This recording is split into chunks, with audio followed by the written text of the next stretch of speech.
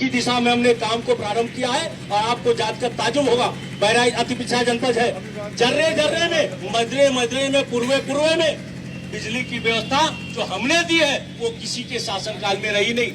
पिछले 24 घंटे से रामकिशोर गुप्ता जी, पिछले 24 घंटे से 26 गांव में बिजली नहीं है बहराइच के, और आप कह रहे हैं कि बिजली की व्यवस्था दी आपने।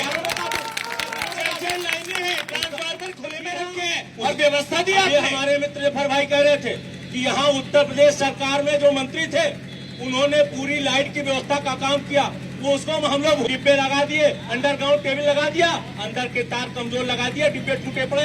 उसको सुधारने में अगर कहीं केबल की फाल्ट आई तो उसको सुधारने में भाजपा के शासन में टाइम लगा। और संविधान की आप बात कर रहे थे रामकिशोर गुप्ता, संविधान की आप बात कर रहे थे। बहराइच से सांसद रही सावित्रीबाई फूले आपकी पार्टी से, और वो कहती है कि बीजेपी की वजह से संविधान खतरे में है, और आप कह रहे हैं कि संविधान के अधिकार अम्बेडकर हमारे संविधान निर्माता। भारतीय जनता पार्टी ने बाबा साहेब अम्बेडकर के जन्म स्थान से लेकर जहां वो पैदा हुए, जहां वे पले बढ़े, जहां उन्होंने शिक्षा ग्रहण की, जहां जहां वे रहे, सबसे ज्यादा उनके लिए कुछ करने का काम किसी ने किया है तो भारतीय जनता पार्टी ने किया है, और मूल रूप से उन्होंने किया।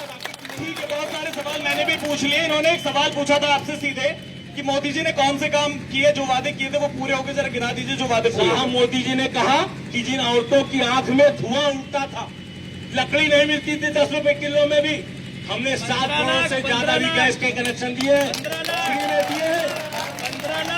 और उसके ऊपर बता दूं, आज लाइनें जहां जहां लग रही गैस कनेक्शन को, हमने कहा सबका साथ सबका विकास, तो किसी धर्म के नाम पे कुछ नहीं दिया।